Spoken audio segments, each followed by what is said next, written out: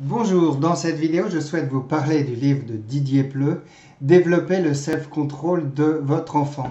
Alors Didier Pleu est psychologue, il a été éducateur avant d'être psychologue et il est l'auteur de nombreux ouvrages. Dans cet ouvrage, il développe l'idée qu'on peut véritablement aider son enfant à améliorer son self-control.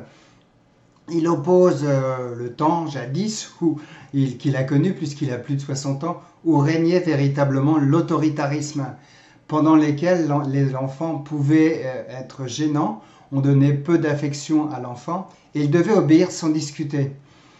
Didier Pleu nous dit que ce temps est vraiment révolu grâce à l'apport notamment de Françoise Dolto, Montessori et bien d'autres encore.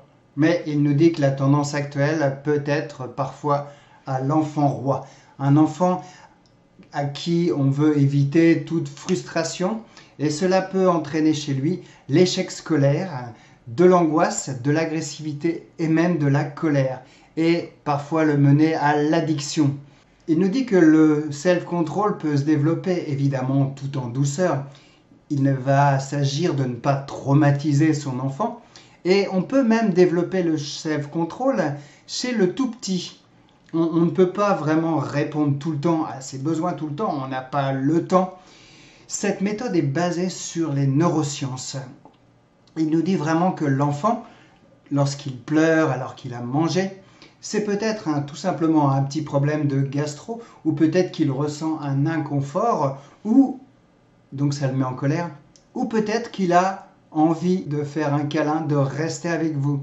Bien sûr, il va être intéressant d'aller voir ce qui se passe dans son lit et d'enlever l'inconfort, mais une fois qu'on s'est assuré que tout va bien, qu'il a bien mangé, on ne peut pas rester avec lui tout le temps, on ne peut pas répondre à ses besoins.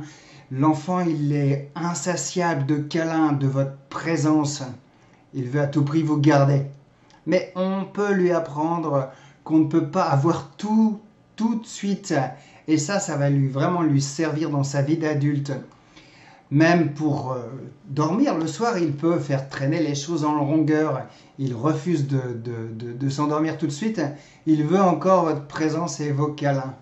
Si vous culpabilisez et vous pensez qu'il vit une souffrance atroce dont il ne va pas s'en remettre, vous allez aller le voir et vous allez le prendre dans vos bras et retarder le moment du sommeil. Et vous allez véritablement rentrer dans un cercle vicieux.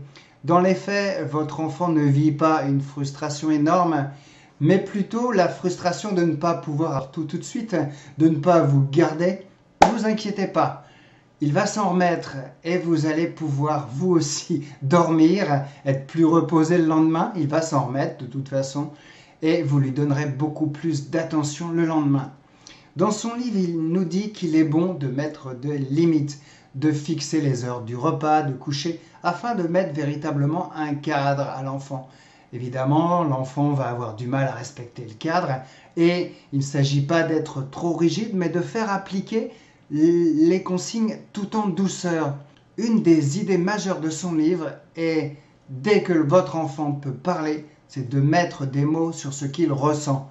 L'enfant a tendance naturellement à exprimer ses émotions avec de la colère. C'est la seule façon qu'il a appris, c'est la seule façon qu'il possède. En lui apprenant à mettre des mots sur ses émotions, vous allez véritablement calmer sa colère. Il va apprendre, lui, à maîtriser sa colère. Une des idées de son livre est d'apprendre à votre enfant la patience et la ténacité. Par exemple, si votre enfant est en train de construire une tour avec des cubes, et évidemment ça va s'écrouler tout de suite au début parce qu'il est maladroit, il va être tenté d'abandonner tout de suite et de vous demander un autre jeu.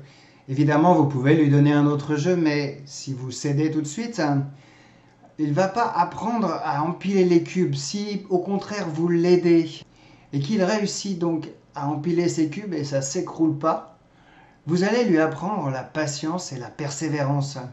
Les cubes vont tenir tout seuls, il va être véritablement fier de lui et vous allez lui apprendre la réussite. C'est comme lorsqu'il monte en vélo sans ses petits trous pour la première fois. Bien sûr, il risque de chuter à plusieurs reprises, mais s'il est persévérant, il va véritablement réussir.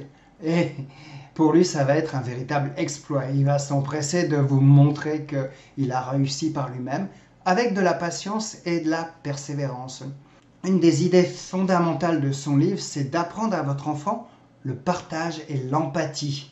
De lui dire qu'il ne doit pas à tout prix garder ses jouets et développer ce qu'on appelle l'égoïsme, mais apprendre à faire confiance aux autres et à prêter et à développer ce qu'on appelle l'altruisme.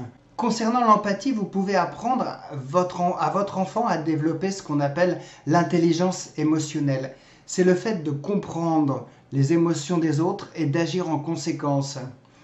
En effet, s'il s'aperçoit qu'il ne prête pas ses beaux jouets à ses copains qu'il vient de recevoir alors que ses copains n'ont pas de jouets, ses copains vont ressentir de la tristesse. Il va finir par jouer lui tout seul.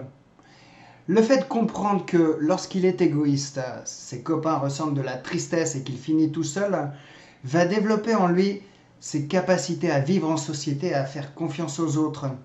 Dans notre monde qui est beaucoup trop compétitif et qui développe l'ego, il est bon d'aller un petit peu à contre-courant, de ne pas développer chez votre enfant l'ego à tout prix, mais de l'aider, de développer sa capacité à interagir avec le monde et avec les autres, et de lui apprendre qu'il peut véritablement aider les autres.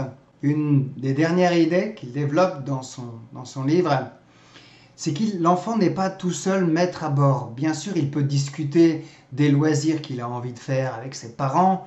Ça va être un partage, bien sûr. Il peut exprimer ce qui lui ferait plaisir à manger. Didier Pleu, d'ailleurs, n'est pas contre le fait de faire plaisir à son enfant, même s'il exprime qu'on doit le frustrer de temps en temps. Il est vraiment pour un juste équilibre entre frustration et plaisir. Mais c'est un petit peu nous ce qu'on vit en tant qu'adultes. Il nous est très difficile de nous lever le matin, mais une fois qu'on y est, c'est pas si mal si on aime son travail. Et puis à la fin du mois, on est quand même content d'avoir bravé notre frustration et de recevoir une bonne somme d'argent qui va nous aider à vivre et nous faire plaisir. Alors, loin de frustrer à tout prix son enfant, il n'est vraiment pas seul à décider de ce qu'on mange, où on va en vacances, de ce qu'on regarde comme film, et si on va voir tel ou tel ami qui a des enfants ou pas avec lesquels il pourra jouer. J'ai rencontré des gens qui allaient toujours dans le même camping, bruyant avec une piscine, qui avaient beaucoup d'enfants, et leurs propres enfants adoraient ça, car ils pouvaient jouer avec les autres. Oui, mais eux n'étaient pas totalement satisfaits. Ils aimaient le calme de la campagne. Le problème, c'est que leurs enfants allaient s'ennuyer. Donc, il était nécessaire pour eux de se sacrifier.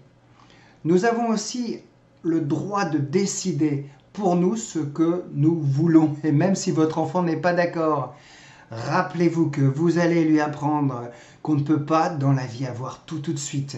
Et il est reconnu en plus que l'ennui va développer la créativité. Voilà, j'espère que cette vidéo peut vous aider. Et si vous pensez qu'elle peut aider d'autres parents, eh bien partagez-la. Vous pouvez aussi télécharger mon livre numérique gratuit « Comment donner confiance en soi à votre enfant ». Il est totalement gratuit sur le lien qui apparaît là. Et je vous dis à bientôt dans d'autres vidéos. À bientôt.